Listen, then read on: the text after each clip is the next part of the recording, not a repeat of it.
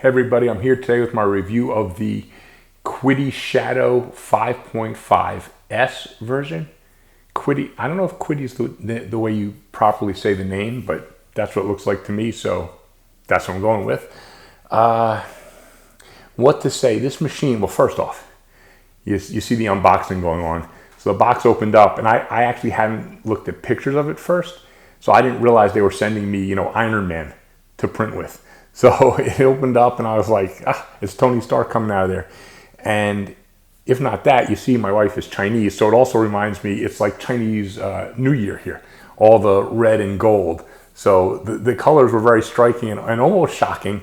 And I know it doesn't matter at all, but I actually liked it. It's like really gaudy and, so it looks like an Iron Man transformer waiting to transform. Has nothing to do with my review, really. I mean, I guess if aesthetics of a machine matter and you like the red and gold, then maybe it matters to you. But to me, it doesn't matter. I just thought it was funny. Even the gold vat and the gold bill plate. So let's talk about specifics. Now, you guys know this is a regular LCD screen. It's not a mono screen, so it's the old tech.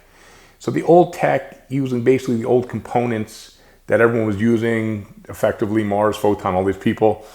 So it prints basically the same as this, what I call the last generation of printers. The question is, how well does it do it? And I'm also interested in, now that I'm reviewing some machines, even though this one's a little older, it's been out for a while, I'm interested in reviewing this because of what it means to the next generation. What can I expect from QIDI? Hope I'm saying this right. What can I expect from QIDI in their next generation machine? And is this one good enough? Now all these machines I'm pretty sure are going to go on deep discount sales. Should you pick this up over an Elegoo Mars or over a Photon or Sonic Mini or something like that becomes the question. And right off the bat, what I do like about it is the Z-Rod. Instead of one, it's got two linear Z-Rods that it's in. That thing feels so incredibly stable. And not that I've had, a lot of trouble on my other machines with Z-Wobble, because these days I think they're all built pretty stable even with just one. But with two, this thing looks like there's not even a possibility of Z-Wobble unless you got some weird manufacturing defect. So I really like what they did with the Z-Rod for whatever that's worth. There's two, I didn't even know what they were at first, just looking at them. The two little plastic things on the side coming up, which you see in the video, and those have activated charcoal, so they filter out a little bit of the smell when it's printing. So that's kind of a nice feature. The USB port is located on the side, but in the front side, which is the proper, that's my preferred location. Very easy to access, but on the side. Build plate is angled like almost all are, but it's worth mentioning. The leveling system on it is the ball joint, which I am not the biggest fan of. I hope in their next generations they will go to the 4-screw leveling system. I just feel like it's much harder to get those out of whack when you're scraping prints off and stuff. So it's not terrible. It's not like I've had really bad experiences with ball joint, but I've seen other people post that they've moved their ball joint when, removing prints or whatever, and didn't realize it. Then they were off level, then they had to re-level. I haven't had that problem with mine. Maybe, if you tighten it enough, maybe you don't move it when you're getting prints off. The other thing, this supposedly has some kind of proprietary FEP, which releases better. I don't know how that is compared to, say, the EPAX non-FEP film. As I'm making this intro, I am currently testing the printer right now. So I'll see how my prints come out and how if I can tell any difference with this FEP or another. Since my other printers don't fail, I might not be able to tell any difference. And if anyone's having failed, it's not due to their the type of FEP. It's usually due to some other error. So I don't know if that really makes a difference or not, but maybe it does. We'll see when the prints come out and I start looking at them under the high-res photos, which I'm going to show you. What else does it have that we need to talk about? It's weird. I couldn't find any information on the light source. When I went to QIDI's website, unfortunately, when I clicked on the 5.5S link, nothing happened. And I even just Googled, and I couldn't find it posted anywhere. So I'm not sure what the wattage of their light source is. So I'm kind of testing a little blind at the moment, but I'll get it dialed in and show you the best results I can get from this printer. The build quality overall looks excellent to me. The machine feels really solid. Like I said, the very important thing is the Z-Rod stability is definitely there. It seems like a quality build in general to me, but I'm not an engineer. I'm not dissecting the machine and looking at all the components to evaluate them. And again, I'm not sure of the light source right now, so I'm gonna judge by what I normally judge by, which is how good are my prints, and that's what I'm gonna show you guys, so you guys can look also.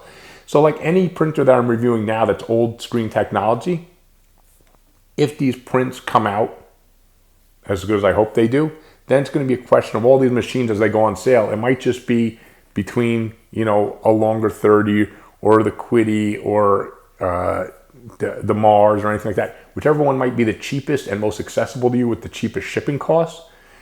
They all basically print the same nowadays if you're looking at the older generation of technology.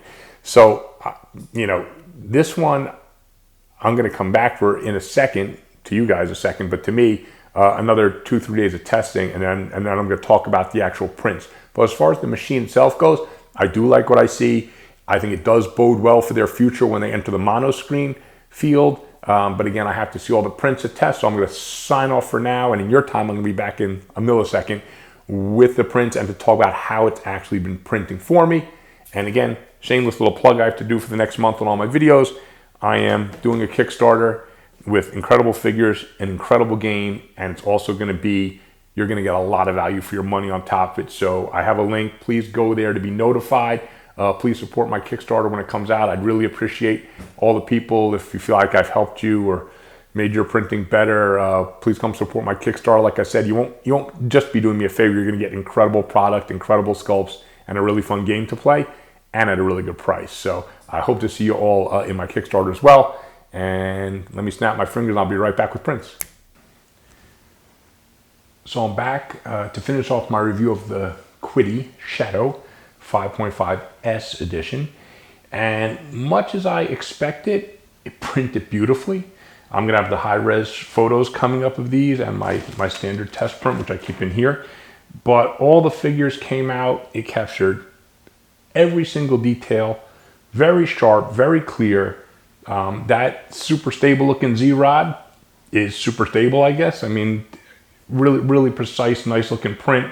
Considering it's an old tech printer with the old screen, you know, it doesn't get much better than this actually. So I can't say I'm surprised because I was kind of expecting it to achieve those kind of levels. I mean, it's the end of the old technology cycle. So printers coming out now hopefully will be achieving basically the maximum goodness that they can achieve, and I think this printer does it. So again, and I've said this I think now in my last few reviews of printers of old technology, the machines I've been reviewing lately are, and again, it's the end of the generation, they're much more well thought out.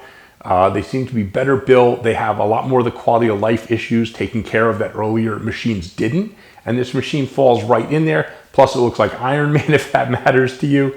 So I can basically, to me, this is almost the same in effect as I said, I guess, about the QIDI machine, and even the longer 30. Like, this machine I could highly recommend. So it's going to depend on price and availability, because as good as it is, like I said, these machines all basically print the same now. And this has good quality of life, kind of like the QIDI one did. You know, it's a well done machine, in my opinion. All the quality of life things they could put in on a cheap printer, they did.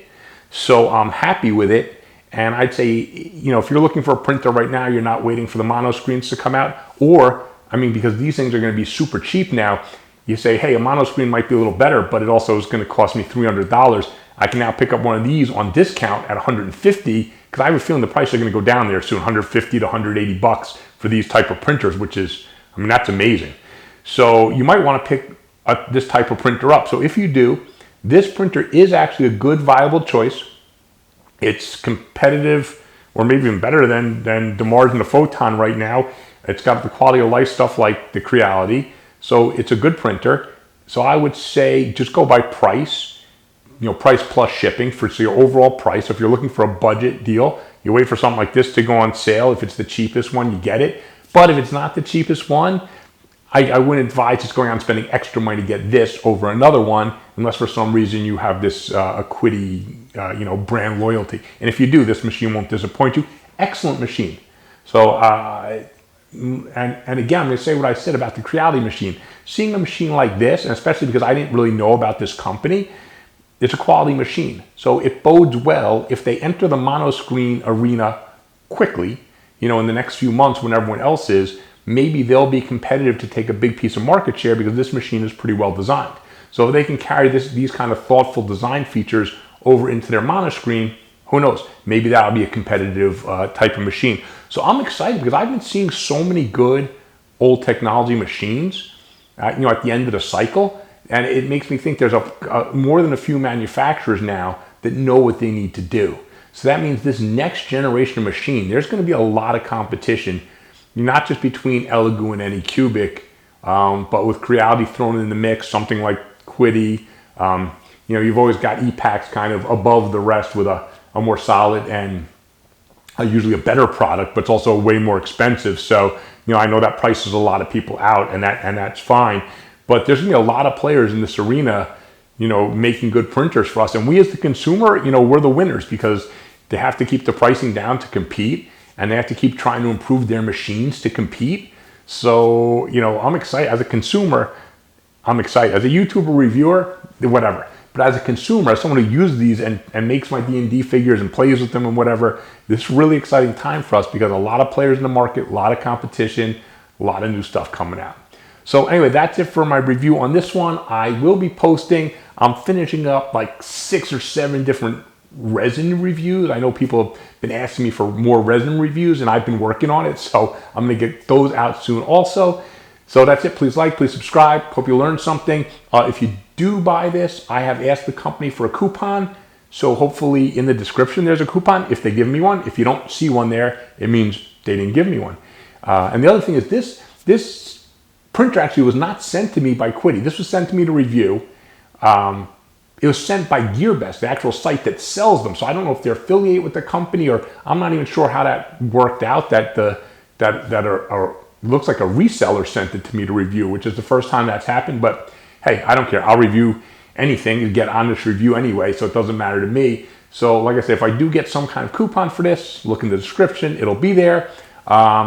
Please support my Patreon if you want to see more reviews, more tests, more all that kind of stuff. I have a Patreon. Every little bit helps. And that's it. So thanks for watching and happy 3D printing. So here's the model I always test when I'm testing printers or resin. And you can see up close, this printer, look what it did where her eyes, her eyebrows, her mouth, the little band around her arm has an infinitesimally thin design you can just barely see. And this printer picked it up great actually and did a really, really good job on it. Even got most of the pattern. There's a teeny tiny little pattern around the bottom handle of the hammer, and this printer picked it up. So I was very impressed with the print quality here. So anyway, hope you enjoyed the review, and as always, happy 3D printing, everyone.